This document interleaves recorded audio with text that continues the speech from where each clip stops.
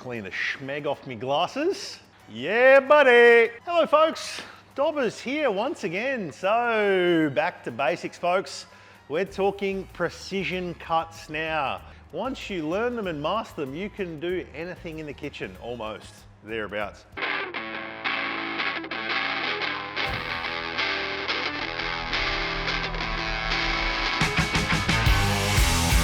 Ooh la la. I'm going to show you with carrots. The reason we show you with carrot is because it's very easy to see the different shape. Obviously the color, the nice orange color on the contrast, the green board. You can see it all. And without any more further ado, let's get into it. Okay, so we've got some carrots here. I'm going to take the nice big meaty one. Just going to give that quick little peel to get us going. You beauty. Alrighty. So first things first, I'm going to take the ends off the carrots. Now, first cut we're going to do some Brunoa. Now, I've got my nice meaty piece of carrot here. Gonna take off one side. Now, remember when doing precision cut, a sharp knife is your friend and your ally. The sharper the knife, the cleaner the cut, and the easier it is to do. We're gonna square off one edge, then like so. Going to be cutting between 2 to 3 mil little slices off this carrot, like so.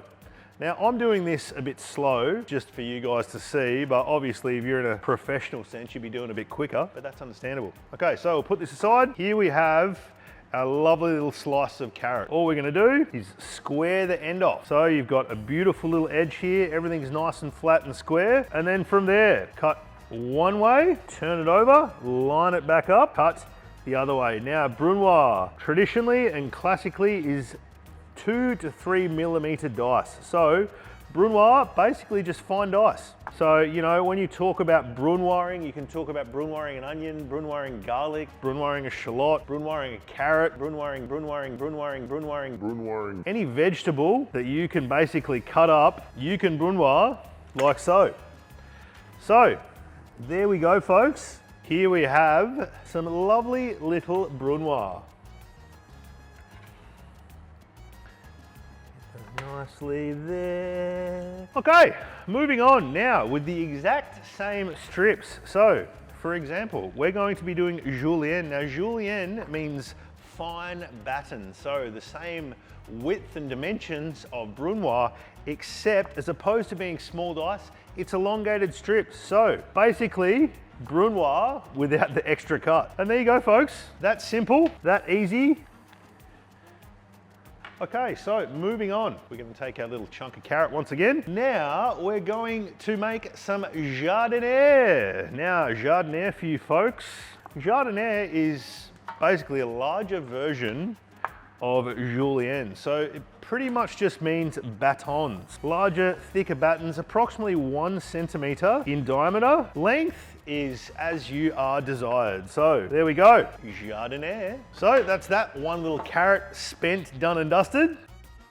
Off with the ends, just to make things nice and neat and easy. Here we have Madone. So once again, take off this nice chunky part of the carrot, gonna clean it up. Now Madone, like jardiniere is to julienne, Madone is the larger equivalent of Brunoa. So we've cleaned up one edge, cut through, and cut through. Then